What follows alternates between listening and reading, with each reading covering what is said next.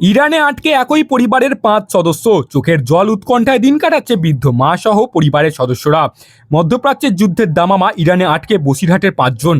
বসিরহাট ১ নম্বর ব্লকের শাকচুরা বাগুন্ডি গ্রাম পঞ্চায়েতের মাঠপাড়া এলাকার ঘটনা। ৮ বছর আগে ইরানে গিয়েছিলেন পড়াশোনা করতে বছর ৩৪-এর আমির হোসেন গাজী। স্ত্রীর বয়স ২৮, উষা পারভিন। ২ পুত্র সন্তান, ১ কন্যা সন্তান নিয়ে ৫ জন সদস্য ইরানে গিয়েছিল পড়াশোনা করতে। তারপর থেকে সেখানেই থেকে যায়। সেখানে একদিকে পড়াশোনা, অন্যদিকে শিক্ষকতার সঙ্গে যুক্ত।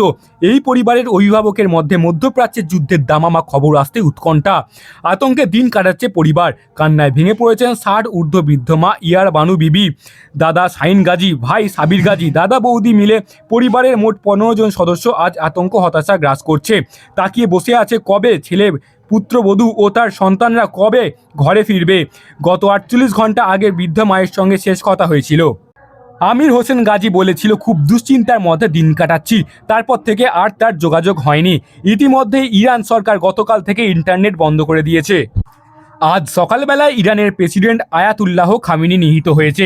সংবাদ মাধ্যমে ছড়িয়ে পড়েছে। তার মধ্যে চলেছে একের পর এক মিসাইল হামলা। তার মধ্যেই বসিরহাটের গাজী পরিবারের দুশ্চিন্তায় দিন কাটাচ্ছে। কবে ফিরবে ইরান থেকে গাজী পরিবারের ৫ সদস্য। পরিবারের লোকজন চাইছেন ইরানে আটকে থাকা এই ৫ জন দ্রুত বাড়ি ফিরুক। আমার ছেলে আছে, আজ অনেক দিন থেকে আছে, ৮-৯ বছর আছে। আজকে শোনা গেল আমার ওখান থেকে একটা খবর আসলো যে এরকম নেট বন্ধ হয়ে গেছে। কালকেতে আমার ছেলের সঙ্গে কথা হচ্ছে না। আমার পরিবার ৫ জন আছে। আমার ছেলে, বৌমা, ৩ নাতি পুতি আছে। ছেলে ওখানে পড়ে। আমার বৌমা আগে পড়তো, এখন আর বৌমা পড়ে না। বাচ্চা কাচ্চা নিয়ে আছে, ৩টে নাতিপুতি নিয়ে আছে, ঘরে থাকে। ভারত সরকারকে চাই আবেদন, আমার ছেলে, বৌমা, নাতিপতি বাড়ি আসুক সুস্থভাবে যেন চাই। এইটা আমার দাবি।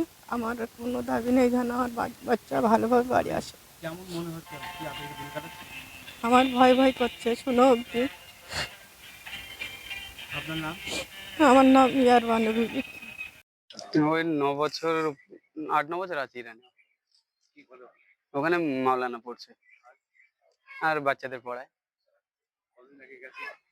ও গেছে ৮-৯ বছরের উপর আছে। এখনো কাল পর্যন্ত কথা, কালকে আমার সাথে, পরশুদিন কথা হয়েছে, তারপর আমার সাথে কথা হয়নি। আজ সকালে নিউজটা শুনলাম যে উনি মারা গেছে। উনি মারা গেছেন।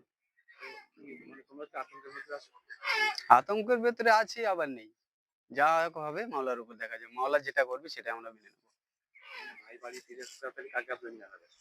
ভারত সরকারকে, ভারত সরকারকে।